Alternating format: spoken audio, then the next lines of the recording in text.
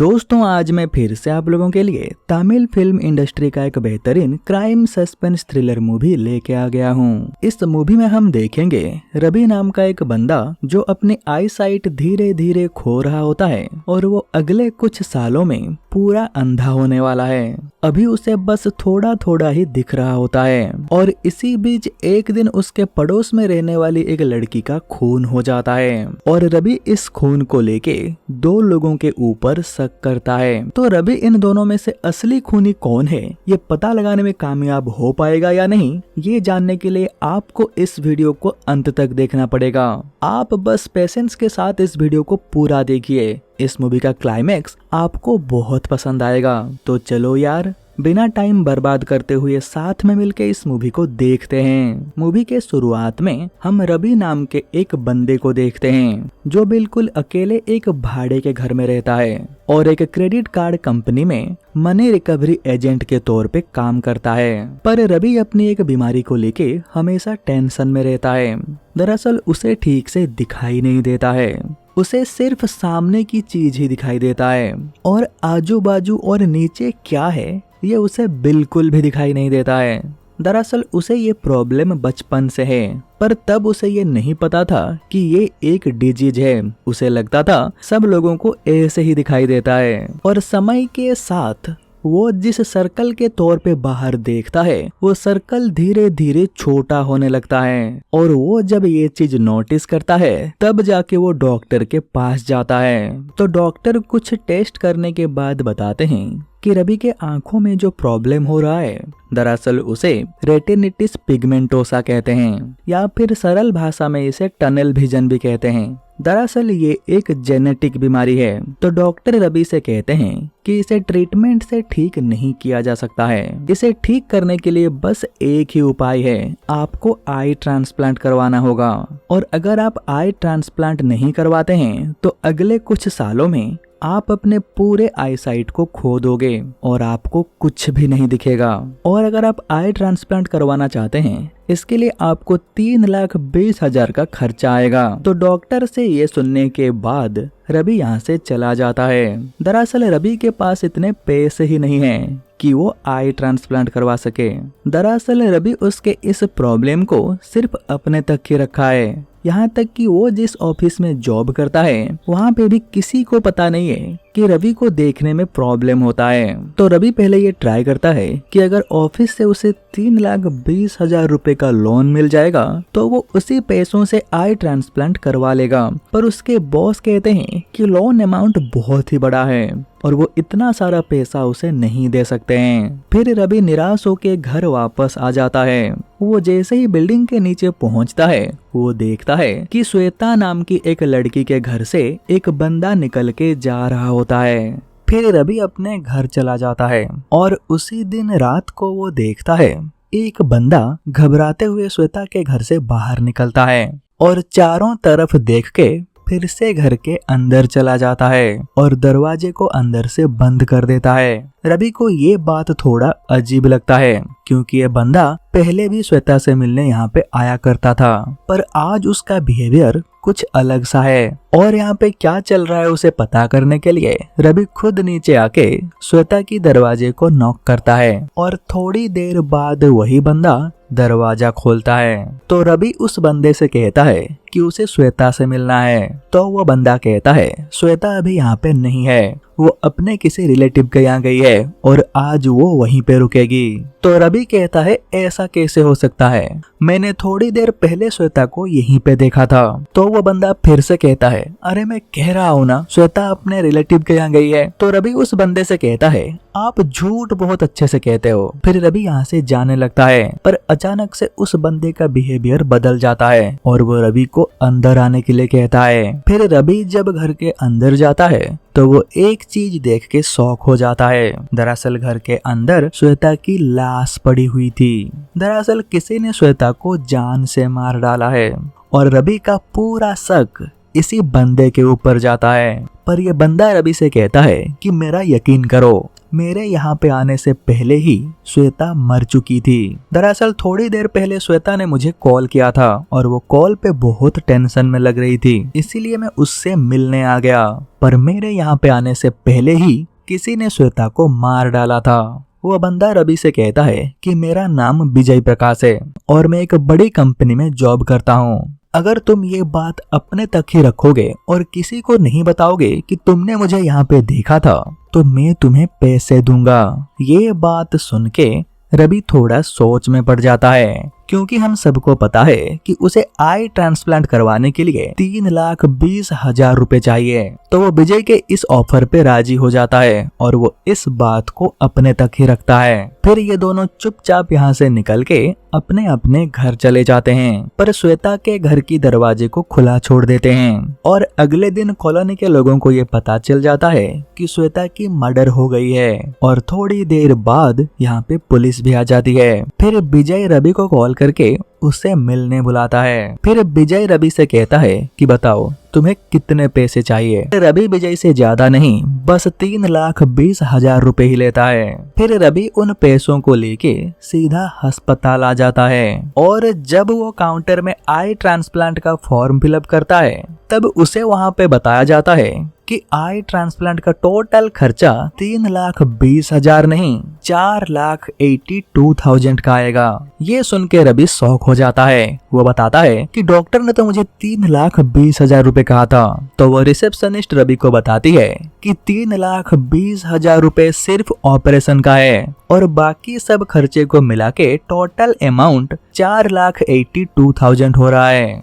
तो रवि को यहाँ से निराश होके जाना पड़ता है। तो आज थोड़ी देर पहले विजय ने इसे जिस नंबर से कॉल किया था, रवि उसे फिर से कॉल बैक करता है, इस उम्मीद से कि वो विजय से फिर से 2 लाख रुपए मांगेगा और वो इसे दे भी देगा। पर ऐसा होता नहीं है। तो सामने से विजय कहता है, देखो मैंने तुम्हें एक चांस दिया था और तुमने बहुत सोच समझ के मुझे वो फाइनल अमाउंट भी बताया था, और अगर तुम बाद में फिर से 2 लाख रुपए मांगोगे तो वो तो मैं तुम्हें नहीं दे सकता हूँ। फिर विजय कॉल को कट कर देता है। फिर अगले दिन सुबह एक कांस्टेबल श्वेता की मर्डर केस के सिलसिले में रवि से कुछ पूछताछ करने आता है। फिर रवि कांस्टेबल को ये बता देता है कि जिस दिन श्वेता का मर्डर हुआ था उस दिन वो एक बंदे को श्वेता के घर से निकलते हुए देखा था। फिर कांस्टेबल रवि से ये सुनने के बाद उसे अपने साथ पुलिस स्टेशन ले जाता है और पुलिस स्टेशन में रवि जब इंस्पेक्टर से वही सेम बात कहने जाता है तो पुलिस इंस्पेक्टर एक बंदे के तरफ इशारा करके रवि से पूछते हैं कि तुमने उस दिन जिस बंदे को श्वेता के घर से निकलते हुए देखा था, क्या ये वही है? तो रवि इंस्पेक्टर से कहता है, हाँ सर ये वही है। दोस्तों आपको याद होगा ये बंदा भी उस दिन श्वेता से मिलने गया था। दरअसल दोस्तों रवि पुलिस के सामने विजय का नाम लेने वाला था, पर पुलिस स्टेशन में उस बंदे को देख के रवि अपना इरादा बदल लेता है। दोस्तों इस बंदे का नाम अरुण है और पुलिस को श्वेता के घर से अरुण का फिंगरप्रिंट मिला है। यहाँ पे आपके दिमाग में एक सवाल आ सकता है कि रवि और विजय भी तो श्वेता के घर गए थे, तो उन दोनों का फिंगरप्रिंट पुलिस को क्यों नहीं मिला? दरअसल वो दोनों श्वेता के घर के अंदर जिस जिस जगह को भी छुआ था वहाँ से बाहर निकलते वक्त उन्होंने अपने अपने फिंगरप्रिंट को अच्छे से मिटा दिया था। तो पुलिस श्वेता के मर्डर के केस में अरुण को अरेस्ट तो करती है, पर अरुण को बेल मिल जाता है। फिर रवि फिर से विजय को कॉल करता है, पर इस बार विजय का नंबर स्विच ऑफ आता है। फिर रवि ऑफिस आता है और उसके ऑफिस में काम करने वाली अनु नाम की एक लड़की से वो मदद लेता है। दरअसल इनके यहाँ बहुत सारे लोगों के पर्सनल डिटेल्स होते हैं। तो रवि अनु से कहता है, क्या तुम मेरे लिए एक छोटा सा काम कर सकते हो? हमारे ऑफिस के डाटाबेस में चेक करो, 35 से 40 साल के अंदर अंदर जितने भी विजय प्रकाश हैं, मुझे उन सब का मोबाइल नंबर चाहिए। दरअसल किसी की भी पर्सनल जानकारी ऐसे किसी को देना ये ऑफिस के रूल के खिलाफ है, पर अनु मन ही मन रवि को पसंद करती है, इसलिए वो उसके लिए ये काम करने के लिए राजी हो जाती है। फिर हम देखते हैं रात को रवि जब घर वापस आता है उसे यहाँ पे एक बंदा मिलता है। दरअसल ये बंदा अरुण के तरफ से आया होता है और वो रवि से कहता है, देखो तुम अपना बयान वापस ले लो। तो रवि उस बंदे से स्ट्रेट फॉरवर्ड कहता है कि मुझे इसके लिए कितने पैसे मिलेंगे। तो वो बंदा कहता है ज्यादा से ज्यादा मैं तुम्हें 50,000 रुपए दे सकता हूँ। इतना कम अमाउंट सुन के रवि वहाँ से चला जाता है। फिर अगले दिन अनु उन सभी विजय प्रकाश के नंबर निकाल के रवि को दे देती है।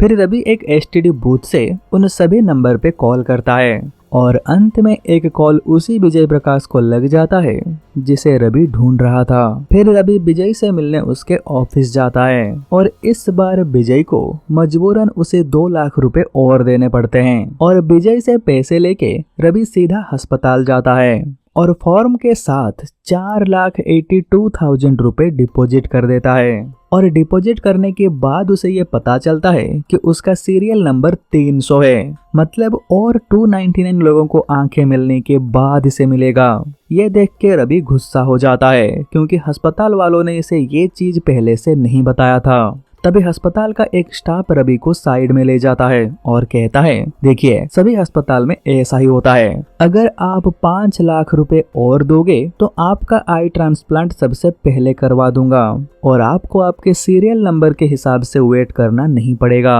तो हॉस्पिटल के स्टाफ से ये सुनने के बाद रवि वहां से चला जाता है, यानी कि अभी उसे 5 लाख रुपए और चाहिए।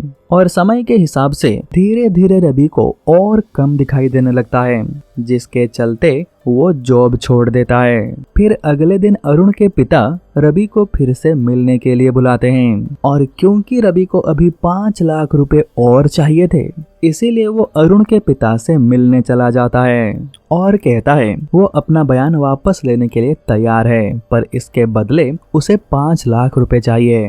तो अरुण के पिता इसके लिए राजी हो जाते हैं, पर क्योंकि अमाउंट बहुत बड़ा होता है इसीलिए वो कहते हैं मैं अभी तुम्हें 1 लाख रुपए दे देता हूँ और बाकी के 4 लाख रुपए अरुण के जेल से छूटते ही तुम्हें मिल जाएगा। तो ये डील हो जाने के बाद रवि सबके सामने एक सच्चाई रखता है और हम एक फ्लैशबैक देखते हैं। दरअसल उस दिन जब अरुण श्वेता के घर से निकल रहा था तब श्वेता जिंदा थी, क्योंकि अरुण के जाने के बाद श्वेता ने ही अपने घर के दरवाजे को बंद किया था। यहाँ पे एक चीज क्लियर हो जाता है कि अरुण बिल्कुल निर्दोष है और इसका मतलब श्वेता की असली खूनी विजय प्रकाश ही है और उसने रवि से झूठ कहा था कि ये खून उसने नहीं किया है। तो रवि यहाँ पे ये सच बताने के बाद यहाँ से चला जाता है। तभी वो देखता है कि अनु एक बस स्टॉप पे खड़ी हुई है। तो रवि उसके पास जाके उससे पूछता है कि तुम इस टाइम पे यहाँ क्या कर रहे हो, तुम्हें तो अभी ऑफिस में होना चाहिए था।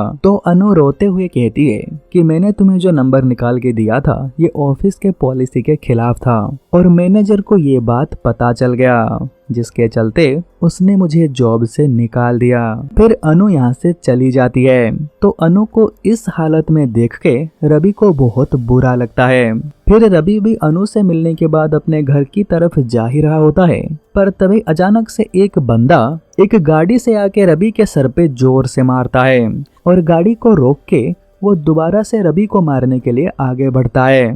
पर तभी आसपास के लोग रवि को हेल्प करने के लिए उसके पास आ जाते हैं। इसे देख के वो बंदा यहाँ से भाग जाता है। फिर रवि यहाँ से चला जाता है और इसी हालत में वो विजय से मिलने उसके ऑफिस आ जाता है और उसे कहता है देखो मेरे ऊपर ये हमला तुमने करवाया है या फिर अरुण के पिता ने करवाया है ये मुझे पता नहीं है और मैं जानना भी नहीं चाहता हूँ, पर मैं इतना जरूर जानता हूँ कि तुम्हारी एक हैप्पी फैमिली है जिसमें तुम और तुम्हारी पत्नी और तुम्हारी एक 8 साल की बेटी है। अगर मैं उन्हें बता दूं कि श्वेता के साथ तुम्हारा एक्स्ट्रा मैरिटल अफेयर चल रहा था फिर तुम समझ सकते हो आगे क्या होगा।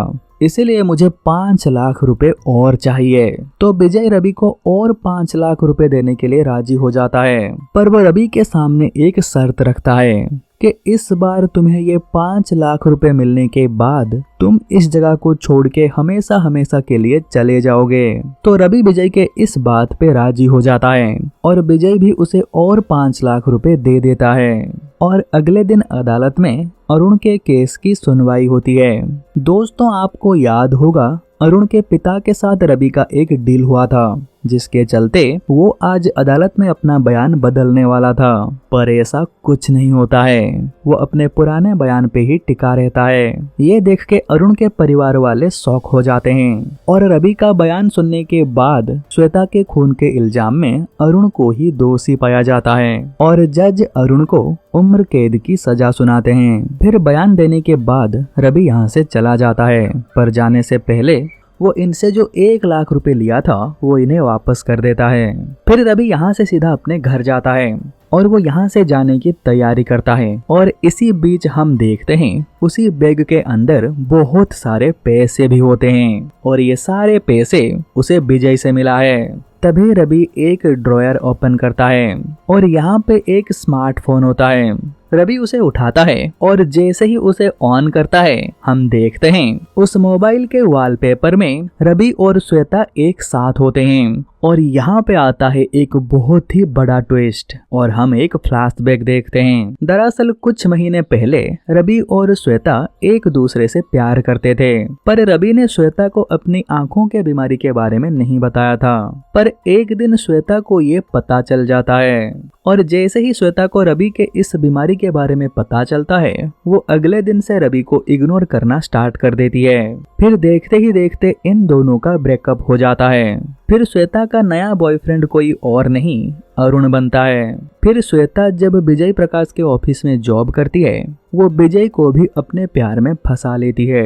रवि को इस सब के बारे में पता होता है क्योंकि उसने कई बार श्वेता को अरुण और विजय के साथ देखा है। दोस्तों, आपको याद होगा जिस दिन रवि पहली बार अस्पताल से वापस आ रहा था तब उसने अरुण को श्वेता के घर से बाहर निकलते हुए देखा था। तो अरुण के जाने के तुरंत बाद रवि श्वेता से मिलने जाता है तो श्वेता रवि से खुद कहती है, मैं जानती हूँ तुम ये सोच रहे होगे कि मैं कितनी बुरी लड़की हूँ, एक साथ 2 लड़कों के साथ रिलेशनशिप में हूँ। तो रवि श्वेता से कहता है, तुम ये सब छोड़ क्यों नहीं देती, तुम ये सब छोड़ दो, मैं तुम्हें अभी भी अपनाने के लिए तैयार हूँ। तो रवि से ये सुनने के बाद श्वेता कहती है, पहले तुम अपने आँखों का इलाज करवाओ और तब जाके मेरे पास आओ, क्योंकि मैं एक अंधे को तो अपनी बॉयफ्रेंड नहीं बनाना चाहूंगी।